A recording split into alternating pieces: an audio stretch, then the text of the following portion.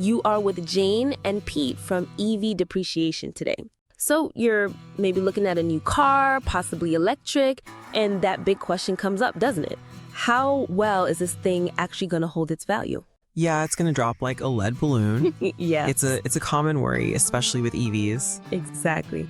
So today we're doing a deep dive specifically into the Skoda Enyaq AV80, looking at its depreciation, focusing on the European market. Our goal here really just to cut through the noise, give you a clear picture based on actual data of what happens to an Enyaq's value over time. And the data we're using, it's official Skoda MSRP figures from Germany. That's a good benchmark for Europe generally. Right. And we've also got aggregated used car marketplace data fresh from Q2 2025. And it's important why we picked the Enyaq iV80, the one with the 77 kilowatt net battery. Okay, yeah.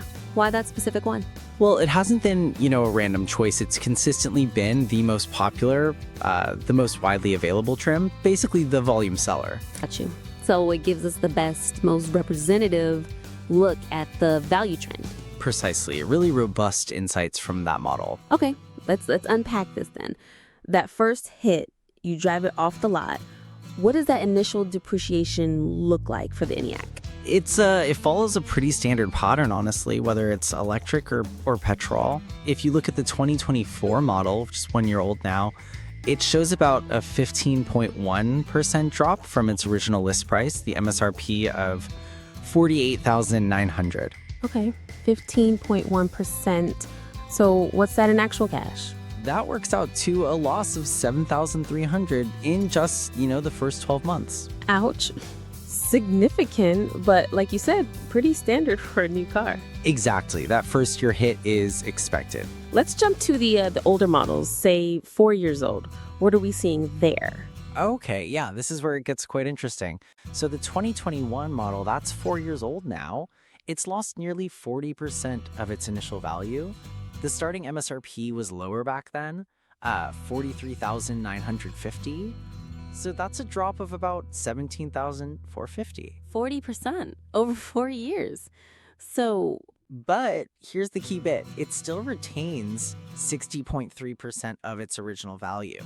Whoa. Okay. Over 60% after 4 years.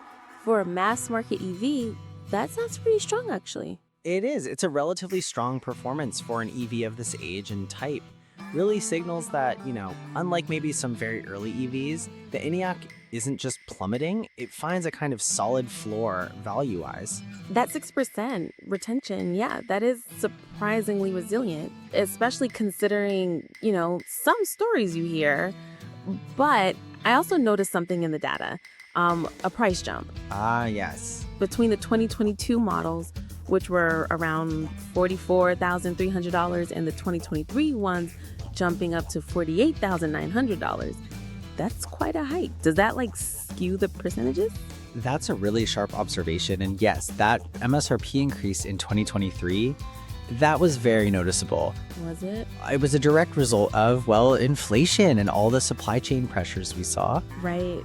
Okay. So what's interesting is while the 2023 model might show a smaller percentage drop in its first couple of years compared to older ones. Because it started higher. Exactly. It is still lost a very significant cash amount. We're talking $12,900 off that higher starting price in just 2 years. So the percentage might look better, but the actual money lost is still substantial. Good point. It shows how those external market factors play in. Definitely.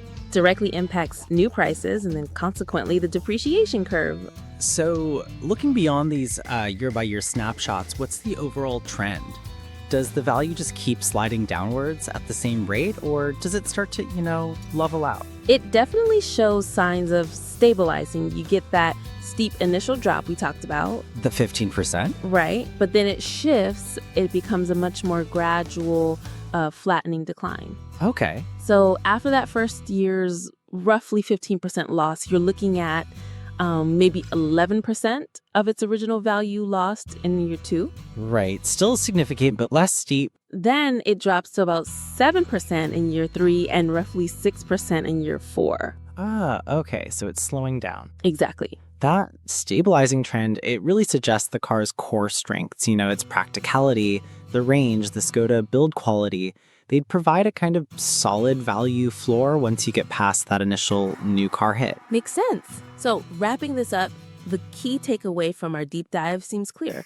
For a mainstream mass market electric vehicle, the Skoda Enyaq EV80 is showing, well, surprisingly strong value retention.